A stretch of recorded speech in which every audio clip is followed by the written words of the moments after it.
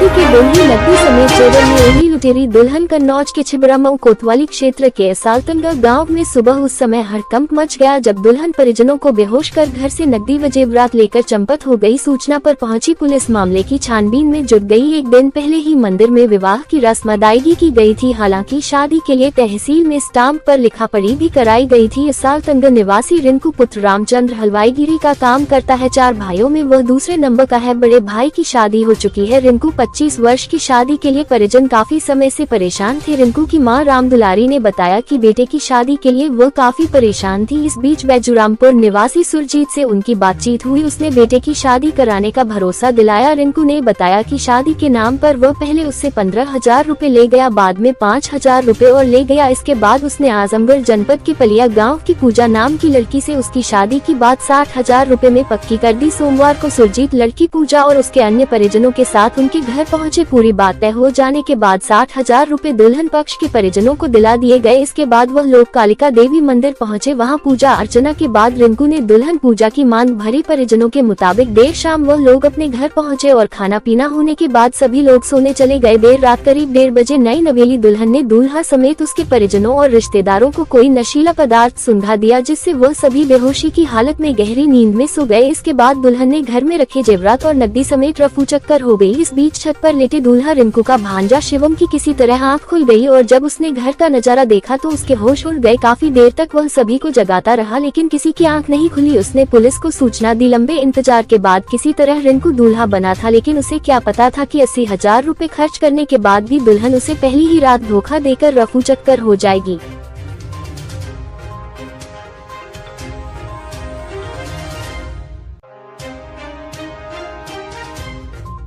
नाम है तुम्हारा? रिंकू। किसकी शादी थी? रिंकू। शादी शादी थी। तुम्हारी शादी कब हुई थी? कल हुई। कहाँ पे हुई? मंदिर में। मंदिर में। क्या मामला हुआ आज? मामला क्या हुआ,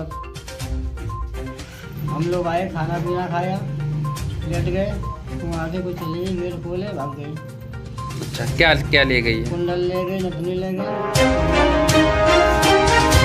आप लोगों को जानकारी कैसे कोई हुई? जानकारी ऊपर से मेरा भाई सो रहा था, उसने आवाज़ दी, बहुत आवाज़ दे रहा, हम लोग नहीं उठे। जब वो निकल गए उसके बाद हम लोग आवाज़ तेज आवाज़ दी उसने, उसके बाद गेट खुला देगा तो हम लोग वहीं वहाँ से। अच्छा, आप लोगों को सुंघा दिया था कुछ? सुंगा दिया था मैंने। सब लोगों को? हाँ। परिवार में कौन कौन था? परिवार में मैं थे, मम्मी थे, छोटा भाई था, बड़ा भाई था और एक छोटा वाला और था, भांजा भी था। अच्छा, सब लोग सो रहे थे? हाँ। वो कहाँ सो रही थी? वो भी अंदर कमरे में सो रही, मम्मी के साथ में। मम्मी के साथ में। और आप कहाँ सो रहे हम थे? उस कमरे में सो रहे, बाहर वाले में।